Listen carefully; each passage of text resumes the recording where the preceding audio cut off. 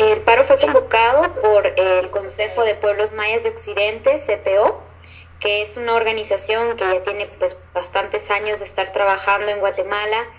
respecto de las consultas comunitarias y acompañamiento jurídico y político a las comunidades en resistencia.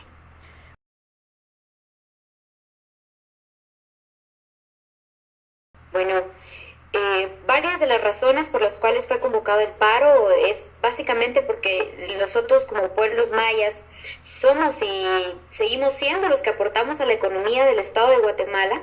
y queda evidentemente demostrado que si paramos nuestras labores un día, pues se detiene la economía del país. Además, porque es importante para nosotros denunciar en un espacio público, pues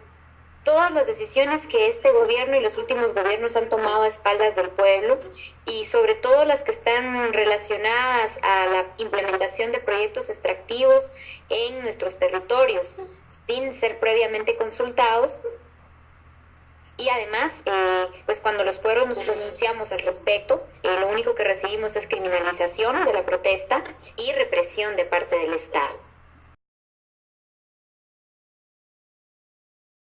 Bueno, nosotros lo llamamos paro nacional maya porque para nosotros también es importante la reivindicación étnico-cultural y la visibilización dentro del Estado guatemalteco de la plurinacionalidad que no está reconocida y que creemos que es importante. Pero a pesar de haber sido una convocatoria desde los pueblos mayas,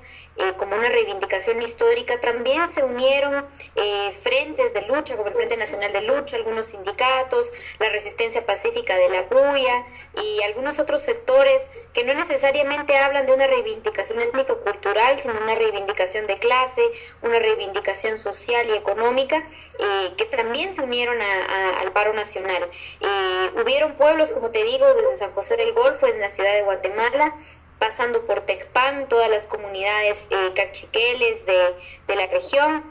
las comunidades indígenas quichés, cachiqueles, mames, canjobales, que bloqueamos prácticamente desde la ciudad de Guatemala, la carretera interamericana hasta la frontera con México. Y entonces también hubieron comunidades y sindicatos de la costa sur del país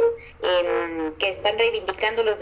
derechos laborales de las personas que trabajan en el campo y en las fincas, que se unieron el día de ayer. Entonces por eso pues creo que sí podemos llamarlo un paro nacional.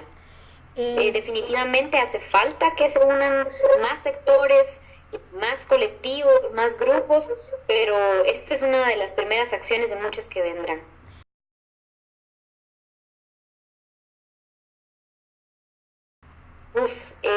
Te estoy haciendo un cálculo rápido,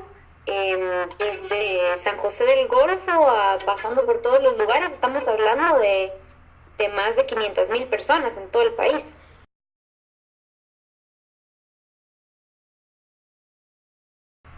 Pues básicamente consistió en convocarnos a paro en distintos puntos de concentración y luego realizar algunos actos simbólicos y políticos, tanto de información para las comunidades como también de presión para algunas autoridades de gobierno que fueron invitadas a asistir para poder darle información a la gente respecto de la situación de varios de los casos por los cuales estuvo protestando. Digamos, como CPO, hay varias ya acciones jurídicas, políticas, legales, institucionales, que desde hace muchos años se vienen negociando con el gobierno. Nosotros no buscábamos tener un bloqueo y otra mesa de negociación, sino lo que queremos son respuestas a todos los compromisos que el gobierno pues ha ratificado en múltiples mesas de negociación,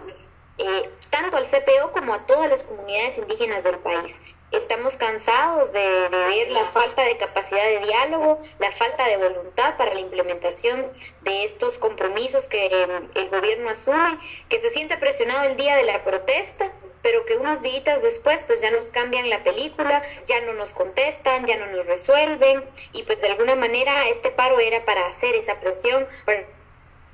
que sigan cumpliendo con las demandas que se han venido pidiendo.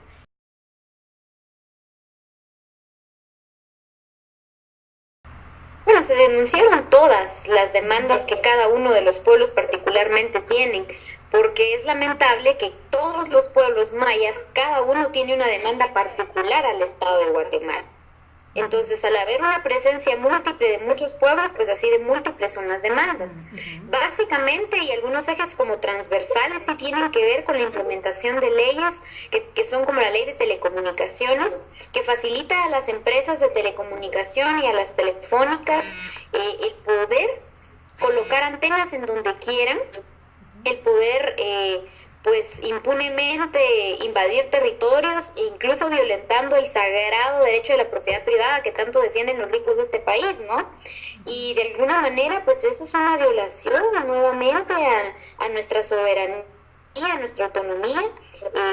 También hubo demandas sobre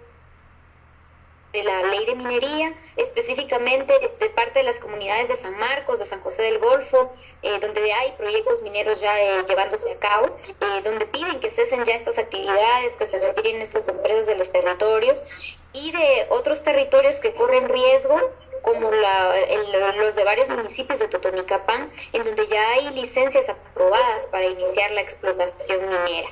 Entonces estos pueblos pues piden que eso no se lleve a cabo, que el gobierno no consultó, que ellos han hecho consultas comunitarias donde dijeron pues comunidades no a la minería.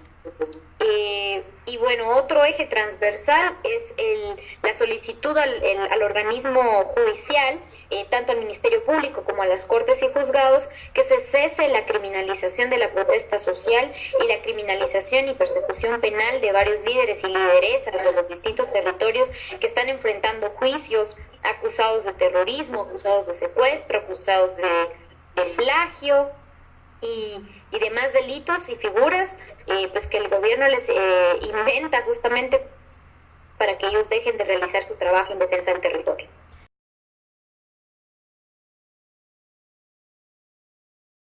A grandes rasgos, estamos hablando por lo menos de 35 grandes demandas, digamos, que se hicieron ayer.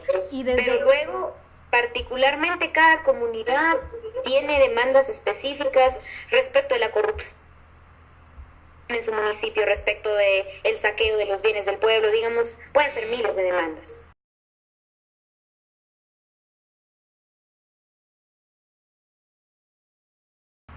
Hay demandas que iniciaron con el gobierno de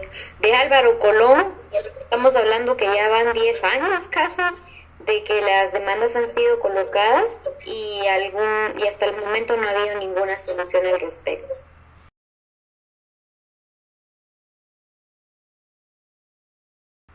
Bueno, convocados de este tipo creo que podría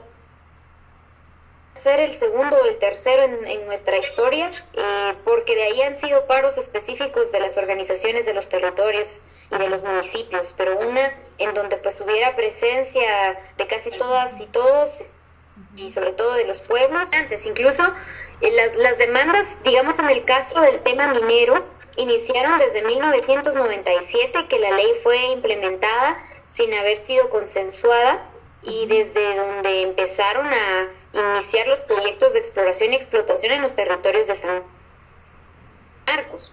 Desde ese año, digamos, que es que viene ya demandas de las comunidades de San Marcos, por ejemplo, que no están satisfechas por el tema de la exploración minera en sus territorios. Luego se fueron uniendo, mientras fue avanzando el TLC, el Tratado de Libre Comercio, pues las distintas demandas por la falta de soberanía, por la implementación de otro tipo de proyectos extractivos como las hidroeléctricas y las plantas de creación de electricidad, digamos en la región norte de Quiché y Huehuetenango, y pues ya son demandas antiguas que siguen sin ser resueltas.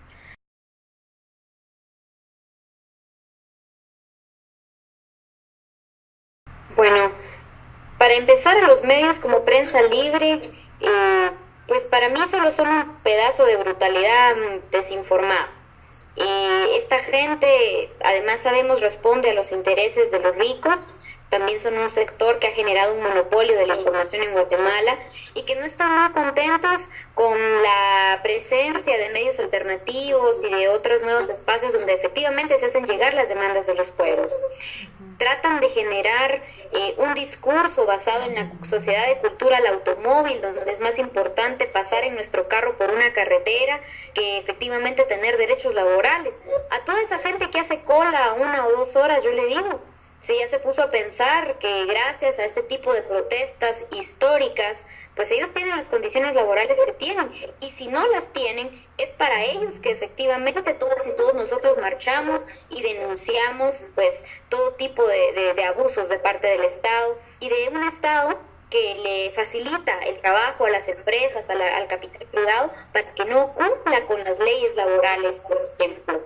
Y es también para pensar en el futuro de ellos y sus hijos, que tengan agua, que tengan bosques, que tengamos condiciones de vida digna para todas y todos. Entonces, se enojan por 2 horas de tráfico, pero a nosotros los pueblos indígenas llevan 500 años de bloquearnos la carretera a la vida digna y al desarrollo.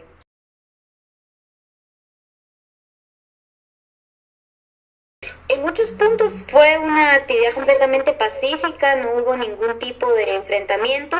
pero también responde a que con suficientes días de antelación nosotros hicimos el aviso de este bloqueo, y mucha gente, me consta, tomó pues sus medidas de salir antes de casa para llegar a sus oficinas. Pero en algunos otros espacios, quienes sí se manifestaron inconformes fueron los transportistas, sobre todo empleados de las licoreras y de las empresas que venden golosinas, de las empresas grandes, tanto mexicanas como guatemaltecas, que sí empezaron a agredir e insultar a la gente, sobre todo en la altura del kilómetro 170, conocido como la Cumbre de Alaska,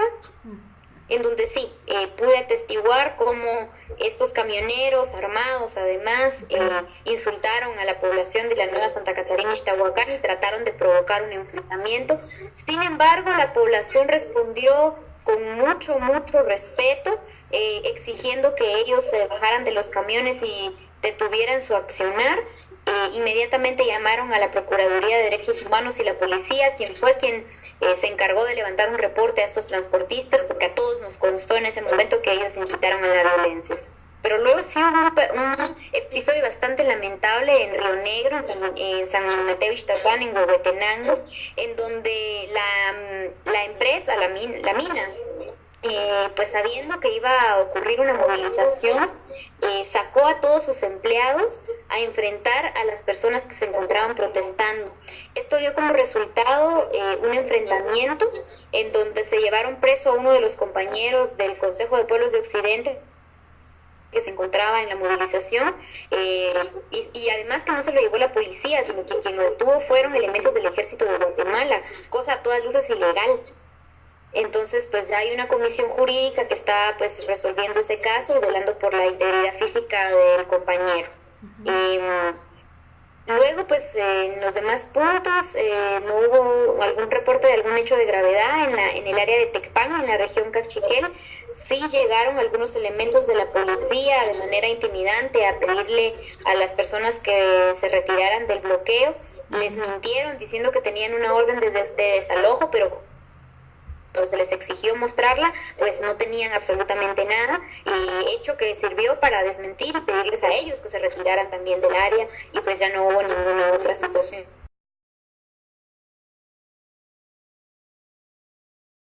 Efectivamente, sí. En algunos puntos únicamente se encontraban presentes las autoridades indígenas, específicamente en el caso de Totonicapán y de la región Mama de Quetzaltenango. Fue una movilización de únicamente autoridades indígenas, y aún así pues fue masiva. Pero pues muchas asambleas de las comunidades dependían de lo conseguido el día de ayer para tomar una decisión respecto de movilizaciones de comunidades completas. Entonces, pues estamos a la espera de estos procesos en las comunidades para poder saber si efectivamente nos vamos a otro paro mayor.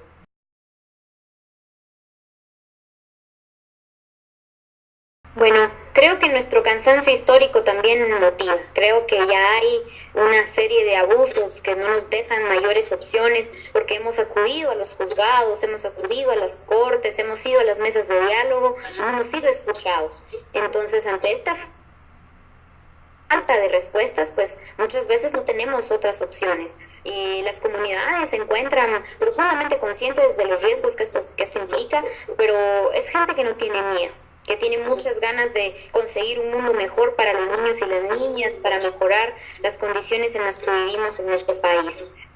Una parte importante de la preparación también tiene mucho que ver con la posibilidad de que los medios de información nos ayuden a difundir las demandas, a difundir las razones que nos motivan a movilizarnos y que sirvan también como un medio de sensibilización para que los demás también se sumen y no seamos únicamente nosotros pidiendo por los derechos de todos.